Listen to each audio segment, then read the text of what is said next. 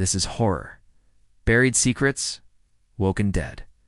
For as long as humans have been around, so too has death. We've always been fascinated by it, and yet terrified of it. And this is no different in the world of horror. Death and the things that surround it are some of the most terrifying things we can imagine. Today I'm gonna be taking a look at two films that play around with our fears surrounding death, one that recently came out and one that has been out for a while.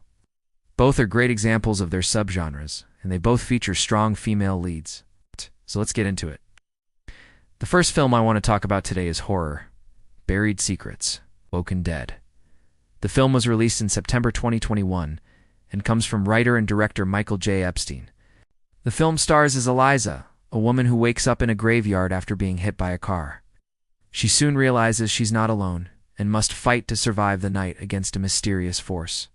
It also stars as Tommy, a local sheriff, and as Detective Parker, who teams up with Tommy to try and uncover what happened to Eliza. I went into this film knowing very little about it. Saw the trailer and honestly it didn't grab me. Usually when a film tries to keep its plot under wraps in the trailer, it's because there isn't much to it. However, I was wrong here.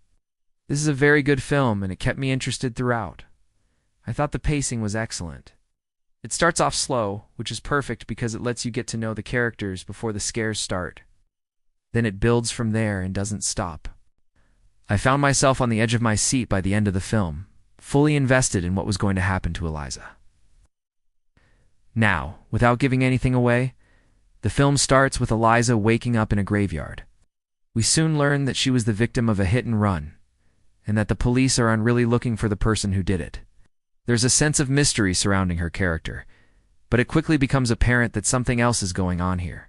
Something is haunting the graveyard, and it seems like it may have something to do with Eliza. As the film progresses, we learn more about Eliza and her connection to the graveyard. Without telling you anything, it involves a tragic event that happened in her past. What I really like about this is that it's not your typical haunted house story. There's no ghost in the attic or evil spirit in the basement. Instead, the film builds a sense of dread and suspense as Eliza tries to escape the graveyard and the thing that's haunting her. The film does a great job of keeping you guessing. You never really know what's going to happen next. And there are a few jump scares, but they're done well, and they don't feel cheap. The film also has a great ending that ties everything together nicely. You might think you know what's going to happen, but you'd be wrong. I won't say anything else, but I think the ending is clever and thought-provoking. Another thing I liked about the film is the way it handles its characters. Elisa's a strong, determined character, and I liked following her story. She's a bit of a mystery to us as an audience, and we learn more about her as the film goes on. But she's definitely not a helpless victim. She's someone who's trying to escape her past and move on with her life, even if it seems like it might not be possible. The supporting characters are also well developed. Tommy and Parker are both interesting characters with their own motivations for wanting to help Eliza. The chemistry between the three leads is great, and it really helps to sell the story. One thing I think could have been better is the pacing. At times, the film drags a bit and could have moved at a faster pace. However, this didn't take away from my overall enjoyment of the film. I thought it was a well-made, suspenseful thriller that kept me guessing until the end. If you're a fan of psychological thrillers or just a good scare, then I highly recommend checking out horror, Buried Secrets, Woken Dead. It's a well-made film with a strong female lead and a plot that will keep you guessing. Plus, it's only 83 minutes long, so it's a quick watch. Next, I want to talk about a film that's been out for a while, but it's still one of my favorites. The Babadook is a psychological horror film written and directed by Jennifer Kent. It stars Essie Davis as Amelia, a widowed mother who's trying to raise her 6-year-old son Samuel. Samuel is a troubled child who is obsessed with a children's book about Mr. Babadook, a monster who lives in the closet. As Amelia tries to put her life back together, she becomes convinced that the Babadook from the book is real and he's coming for them. It's like horror. Buried Secrets, Woken Dead. The Babadook starts slow, but it pays off. The first part of the film focuses on Amelia and her relationship with her son.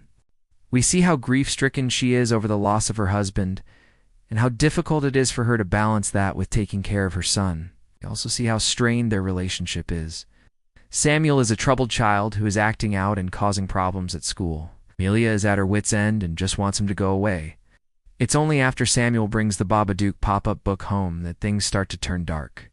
The Babadook becomes a sort of personification of Amelia's grief and guilt. She feels like she's a bad mother for not being able to cope with her grief and take care of her son properly.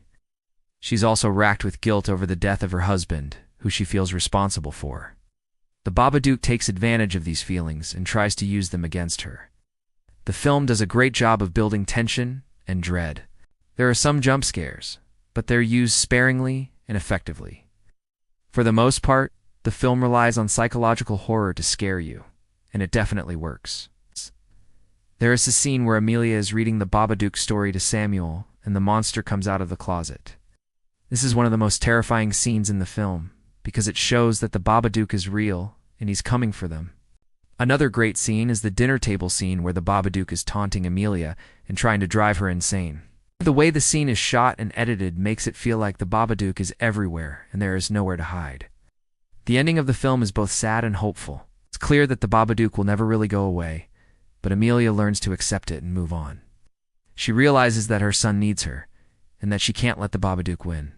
The Babadook is a must-watch for any fan of psychological horror.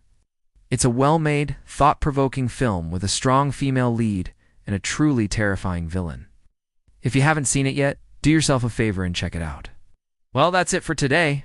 Thank you for watching. If you enjoyed the video, please like and subscribe. I'll see you next time.